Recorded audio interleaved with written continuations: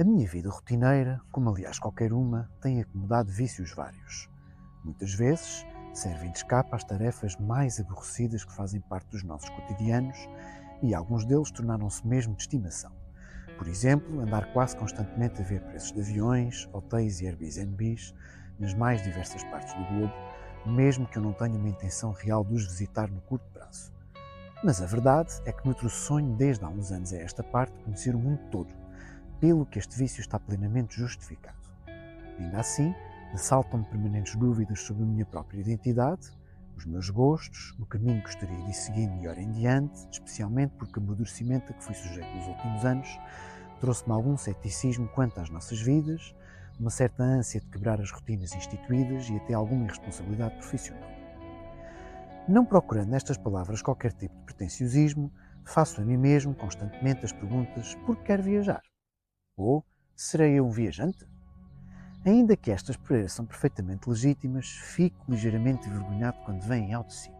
À primeira, tenho várias respostas que baralhariam qualquer um. Porque gosto e porque quero seria a primeira delas todas. Mas é claro que já não sou nenhuma criança para um argumento tão simplório como esse, mesmo que a verdade seja o facto de, em viagem, me sentir quase como se fosse um adolescente a apreciar um doce pelo qual esperara tempo demasiado. Não é difícil encontrar mais respostas, porque assim alargo os meus horizontes conhecendo outras culturas, outras pessoas e outros lugares, e também porque o ato de viajar desperta em mim uma sensação de ser um verdadeiro cidadão do mundo, um certo rejuvenescimento da alma e do corpo muito difícil de explicar. Sinto que é esse o meu propósito, que é para isso que cá ando, para experimentar todas as maravilhas que puder enquanto me forem acessíveis, para palmilhar cada pedaço de continente, sentir cada cheiro, cada sabor. Afinal, se a vida não é mais do que um privilégio completamente aleatório, por que não melhor aproveitá-la? Quanto à segunda pergunta, essa é ainda mais complicada. Afinal, o que é um viajante? É um indivíduo que, por conta própria, anda por aí? Talvez. Mas, por outro lado, esse indivíduo deve estabelecer relações com os locais, evitar as épocas altas e as grandes rotas de turismo de massa. Um verdadeiro viajante é aquele que não sabe para onde vai no dia seguinte, tal nómada é a vida que leva. Esta questão da viagem e do ato de viajar levantam outras que nos tocam a todos de uma forma ou de outra. Vivemos efetivamente numa sociedade de consumo. O modelo capitalista instalado precisa que existam consumidores. Sem eles, as empresas e os Estados vão à falência e o dinheiro deixaria de circular. Algumas pessoas sentem maior necessidade de consumir produtos e serviços fornecidos por esta nossa excelente economia do que outras. Mas uma coisa é certa, um viajante tende também a afastar-se deste modelo, pelo que muitas vezes é olhado com uma certa desconfiança ou, pelo menos, suspeição. Se me despedisse neste momento do trabalho para ir viajar, seria rotulado de doido por parte de algumas pessoas. Este desapego do viajante ao consumo prende-se com vários motivos. Em primeiro lugar, por causa da razão que o levou a percorrer o mundo.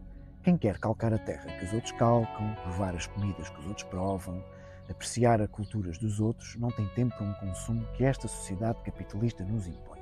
Por outro lado, e dizendo isto de uma forma muito pragmática, porque não é preciso, nem dá jeito de levar muitas coisas. Caminhar pelas grandes cidades europeias ou asiáticas com 20 kg de bagagem às costas? Nem pensar. Quanto a mim, existem, no entanto, 2 ou 3 coisas que não dispenso. Em primeiro lugar, o material que preciso para as minhas notas de viagem. O computador, o caderno, as esferográficas. Em segundo lugar, uma almofadinha, uma escova de dentes, 2 mudas de roupa interior, nada mais. Se tudo couber numa pequena mochila de 15 litros, tanto melhor. Gosto imenso de me passear ao acaso pelas localidades que descubro, com ar contemplativo e maravilhado, durante horas a fio, enquanto observo as pessoas, ouço os barulhos e sinto os cheiros. Muitas vezes, nesses sítios, fico a pensar como seria a minha vida se tivesse filhos, ou uma família mais alargada que me agarrasse a uma existência com mais compromissos. Provavelmente, continuaria a viajar pela internet, pesquisando os tais hotéis, lendo as páginas do Wikipédia sobre locais diversos, ou visitando os museus virtuais que estão disponíveis em dezenas de sítios digitais. Mas sei que não seria a mesma coisa. Não ouviria os barulhos, nem sentiria os cheiros, nem conseguiria estabelecer quaisquer relações com as pessoas que viessem a encontrar nesses lugares, deixando-me ficar numa espécie de bolha protetora, numa redoma da qual quero desesperadamente fugir.